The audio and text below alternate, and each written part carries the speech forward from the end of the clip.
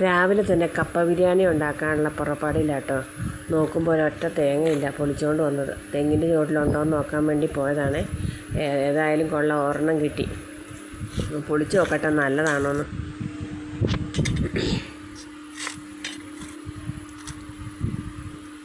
നല്ലതായാൽ മതിയായിരുന്നു, ഇല്ലെങ്കിൽ ഞാൻ എനിക്ക് താഴേക്ക് വരെ പോകണം.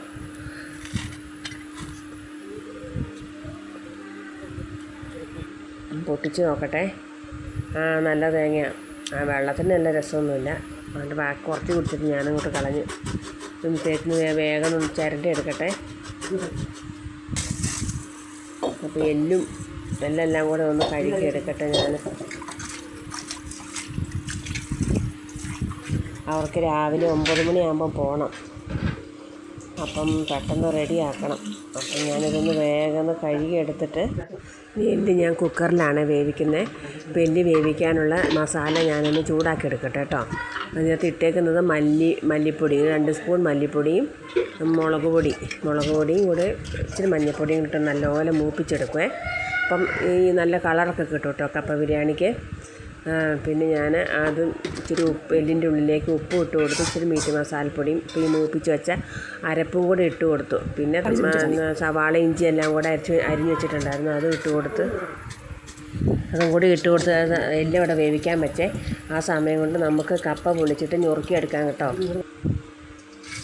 പിന്നെ ഞാനിതിലുള്ള തേങ്ങ വറുത്തെടുക്കുവാണേ.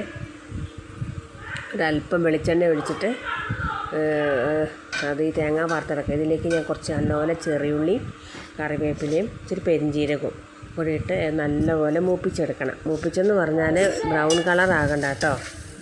തേങ്ങ അവിടെ ഒന്ന് മൂക്കട്ടെ. ആ സമയം കൊണ്ട് നമുക്ക് കപ്പ അടുപ്പത്ത് വെക്കാവേ. കപ്പ അടുപ്പത്ത് വെച്ചു. ഇനി നമുക്ക് നമ്മുടെ തേങ്ങ എന്തായി നോക്കാം. ഏകദേശം ഇത് മൂത്ത് വരാറായിട്ടുണ്ട്. ഇനി ഇച്ചിരി മഞ്ഞൾപ്പൊടിയും കൂടെ ആ കൂട്ടത്തിൽ ഇട്ട് കൊടുക്കാം.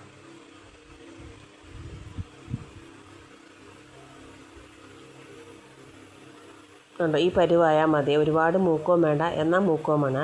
ആ പരുവായാൽ മതി കേട്ടോ. അപ്പം അതൊക്കെ മൂത്തോടെ വാങ്ങി വെച്ച് ഇനി ഞാൻ നോക്കാൻ സമയത്താണ് ചേച്ചി കുറച്ച് കൂണും കൊണ്ട് വന്നത്. അപ്പോൾ ആ കൂണൊന്ന് നന്നാക്കും കേട്ടോ. ഞാൻ നന്നാക്കുമ്പോൾ അമ്മയും കൂടെ എൻ്റെ അടുത്ത് വന്നിരിപ്പുണ്ടേ. അപ്പോൾ ഞങ്ങൾ രണ്ടുപേരും കൂടെ അത് നന്നാക്കുമായിരുന്നു. അപ്പോൾ ആൻറ്റിയും കൂടെ വന്ന് അടുത്ത് കുത്തിയിരുന്നു. ഇനി അത് ഈ അരപ്പൊന്ന് ഞാൻ അരച്ചുകൊണ്ട് വരട്ടെ കേട്ടോ. ഇതാണ് ഇപ്പോൾ താറാവിന് കൊടുക്കാൻ വേണ്ടി അരിഞ്ഞ് വെച്ചാണ് കപ്പേൻ്റെ തൊണ്ട്. ഇനി ഞാൻ കുക്കറിൽ വെന്ത എല്ലുണ്ടല്ലോ, അത് ഈ കപ്പയ്ക്കകത്തേക്ക് ഇട്ട് കൊടുക്കാം. അരപ്പ് ഇട്ട് കൊടുക്കാം. നമ്മൾ നേരത്തെ മൂപ്പിച്ച് വെച്ചില്ലേ, അത് ഇട്ട് കൊടുത്ത് ചെറുതീയിൽ അവിടെ ഇരുന്ന് കുറേ നേരം വേകണം. ഈ എല്ലയിലേക്ക് അതിൻ്റെ അരപ്പും ഇറച്ചിൻ്റെ മസാലയെല്ലാം പിടിക്കുന്നോടം വരെ അതവിടെ ഇരുന്ന് വേകട്ടെ.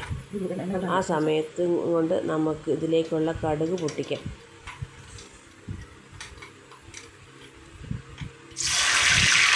ഉള്ളിയൊക്കെ ഇട്ട് കൊടുത്ത് ചെറിയുള്ളിയാണ് ഇട്ട് കൊടുത്തേക്കുന്നത്. അതെല്ലാം ഇട്ടായിട്ട് മൂത്ത് വരുമ്പോൾ കുറച്ച് കറിവേപ്പിലയും ഒക്കെ ഇട്ട് കൊടുത്തു. അപ്പോൾ ഇച്ചിരി മസാല ഇച്ചിരി കുറവാണെന്നൊരു സംശയം. അതുകൊണ്ട് ഇച്ചിരി മീറ്റ് മസാലയും കൂടെ കൂടുതൽ അങ്ങോട്ട് ഇട്ട് കൊടുക്കുക കേട്ടോ. ഇനി അത് അങ്ങോട്ട് പൊട്ടിച്ച് ഞാനങ്ങോട്ട് ഒഴിച്ചു.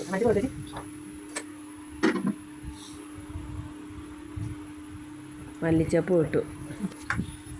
അത് നല്ല അടിപൊളിയായിട്ടുള്ള കപ്പ ബിരിയാണി റെഡി ആയിട്ടുണ്ട്. ആ സമയത്ത് എന്നാൽ താറാവിനെ താഴെ കൂട്ടിലായിരുന്നേ. അവിടുന്ന് മുകളിലേക്ക് കൊണ്ടുവന്നു. ഇപ്പം മുറ്റം മറച്ചും അപ്പടി പുഴുവും ഒച്ചും ഒക്കെ ഉണ്ട്. അമ്മ എന്നാൽ അതിഥികളെല്ലാം പിടിച്ചിട്ടുള്ളൂ ഓർത്തുകൊണ്ട് ഈ താറാവിനെല്ലാം കൂടെ മുറ്റത്തേക്ക് കൊണ്ടുവന്നാണ്. അപ്പോൾ ഞാൻ അരിഞ്ഞു വെച്ച കപ്പത്തണ്ടില്ലേ, കപ്പത്തൊണ്ട്, അതെല്ലാം ഞാൻ നിങ്ങൾക്ക് അങ്ങോട്ട് ഇട്ട് കൊടുത്തു.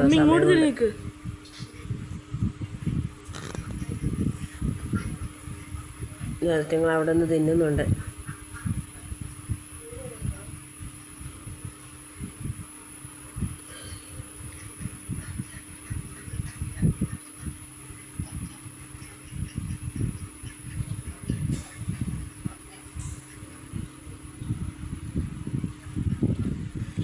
എന്നാൽ പിന്നെ ഞാൻ വിചാരിച്ചു അവർക്ക് പോകുമ്പം നമ്മുടെ നെല്ലിയിൽ ഇപ്രാവശ്യം ഒരുപാട് നെല്ലിക്ക ഉണ്ടായിട്ടുണ്ട് കേട്ടോ.